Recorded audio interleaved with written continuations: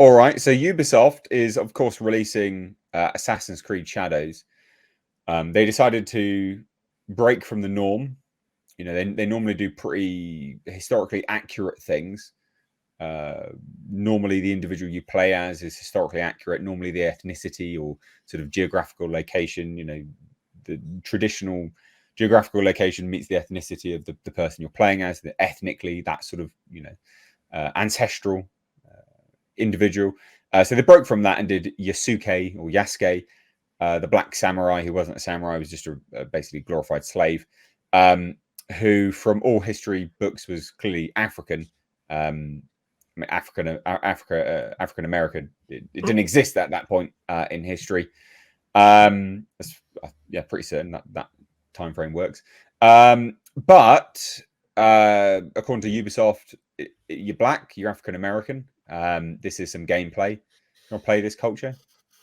Yeah, let's do it. So here we go. Greed cannot rule this village.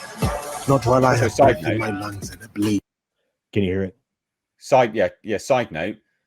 I just want the optics of a black man chopping down Asian people when there is quite literally a black on Asian violent issue in the States. Just want to highlight that. Optically, it looks bad, but listen to the music. Yeah. Eat in my head. I said, kill him.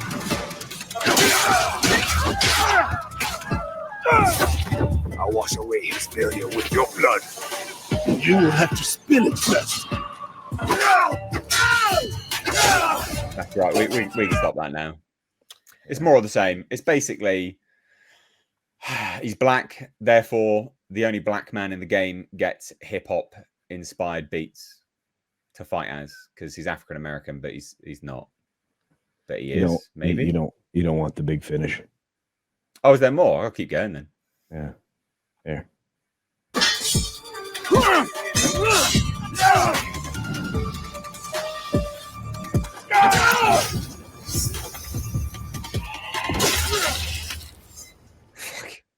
Greed cannot rule this village. There you go. I thought he was like, when you said that, I was like, oh my god, they're going to have him mug him afterwards or something. But yeah, I guess no. It's just incredibly racist. I mean, that we know that they're pandering clearly just to African Americans. Like, obviously they are. Clearly they are.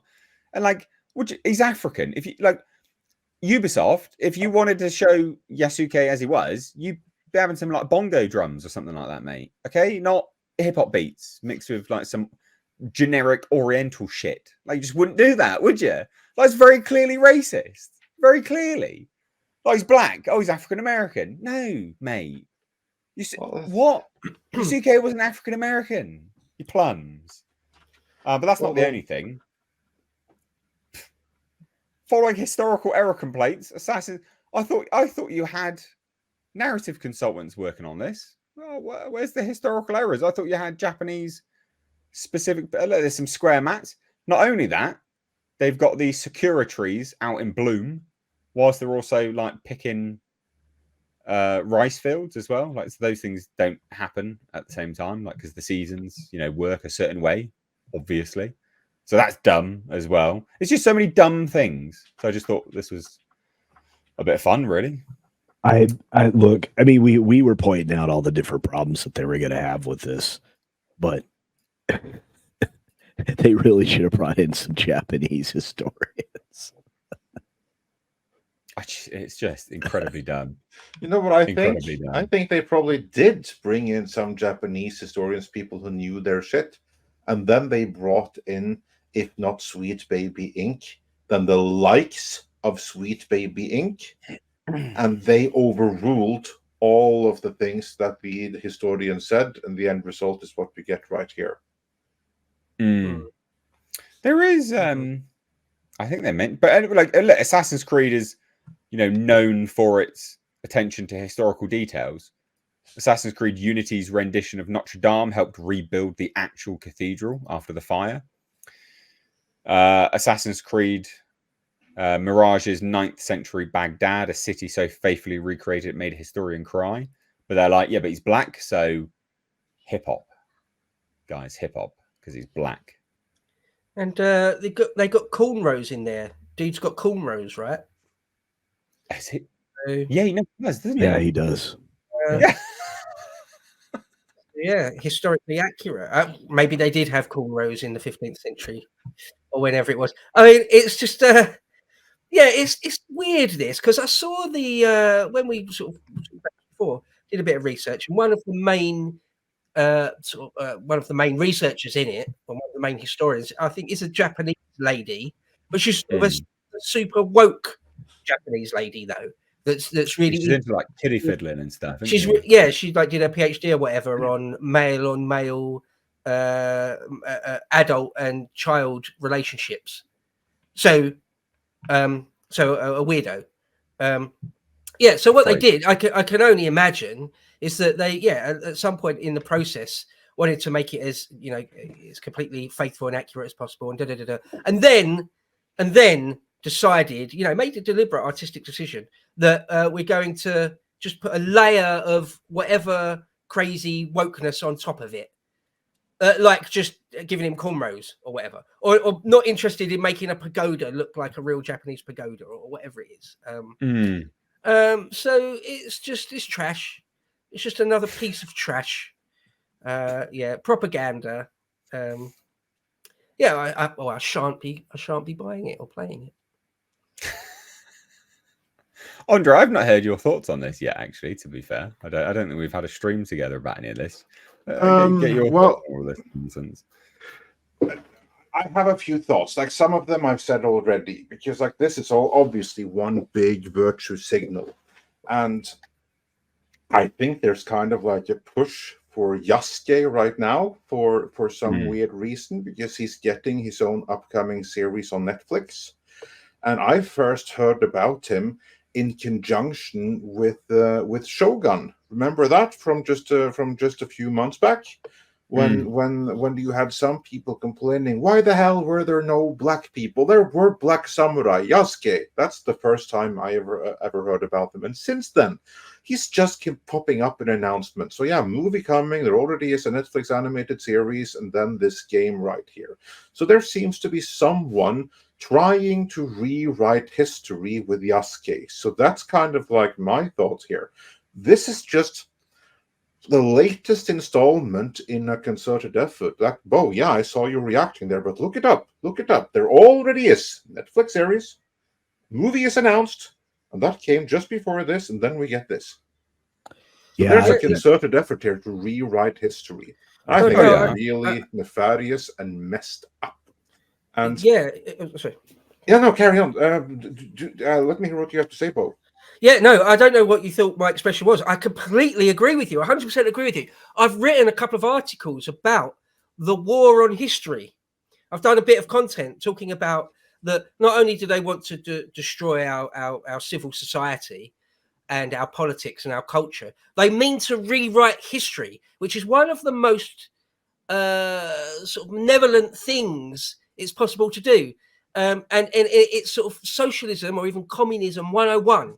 It's what they always have tried to do, is that in order to make the present make sense, you will need to rewrite, rework, reimagine the past.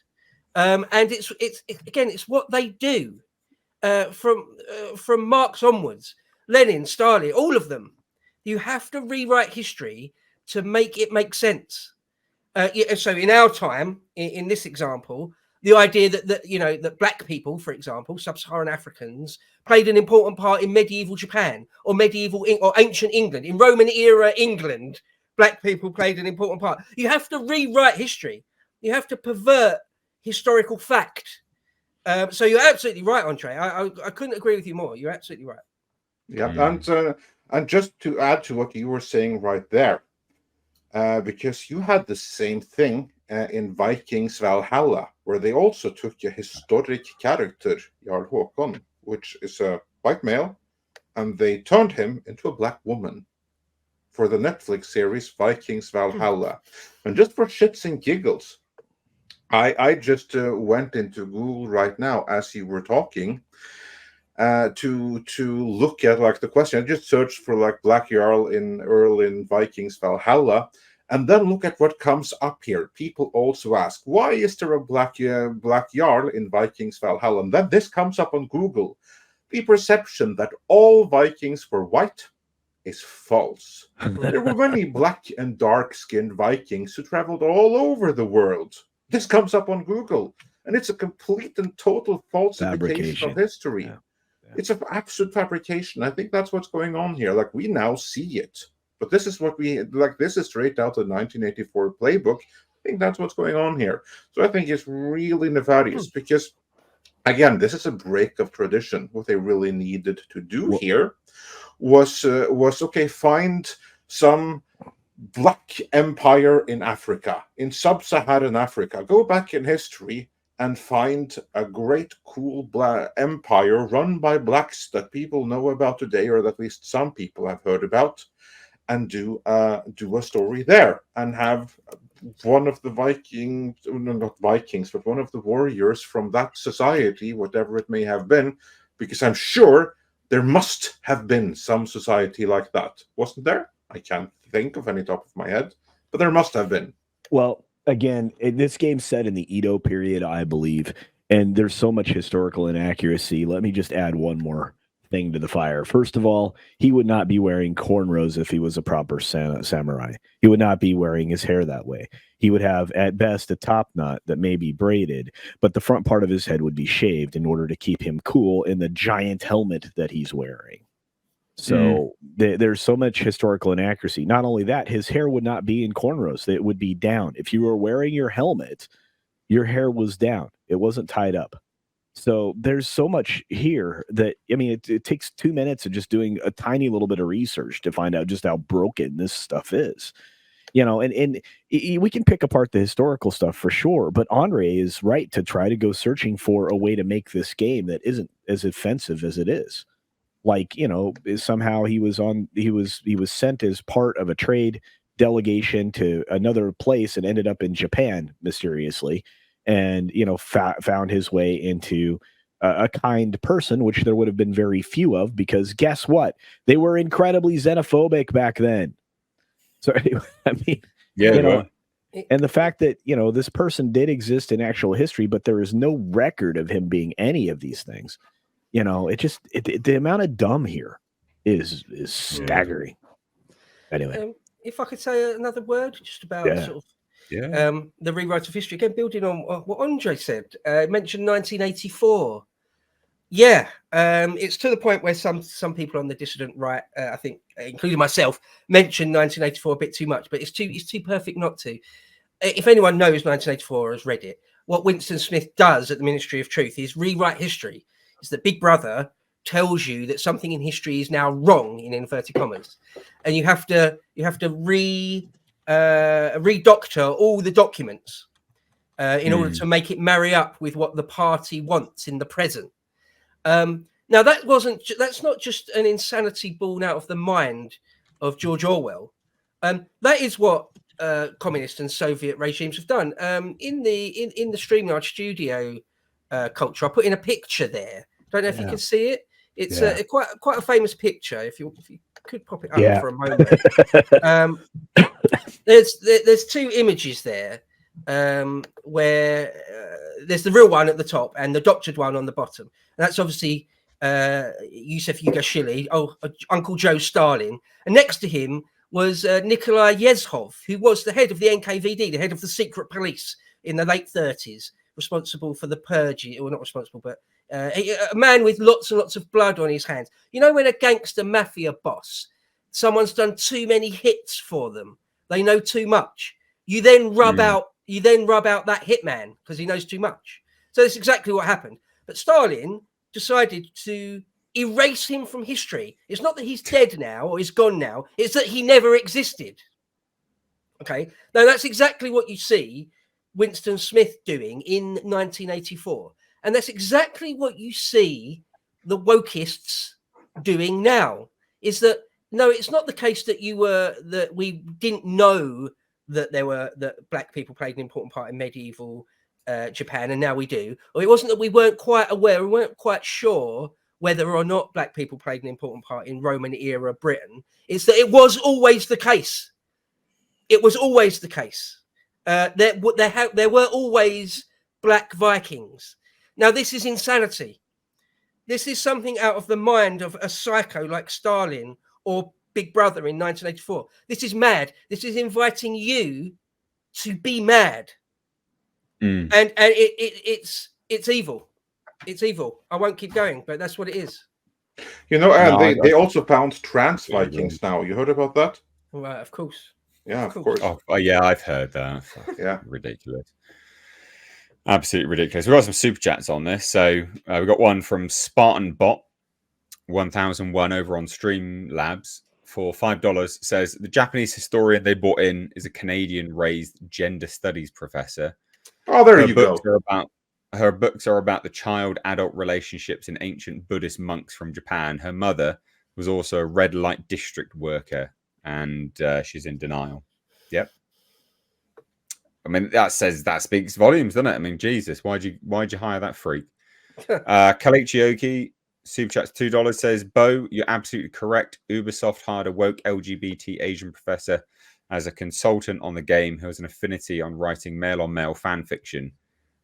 Fujoshi, I think. Side Scrollers did a segment on this. Okay, yeah. I mean, yeah. It's absurd. It's absolutely absurd. Just to point out, not just male on male, but intergenerational. Yeah, adult and child, pedo stuff. Yeah. Chaos is fun.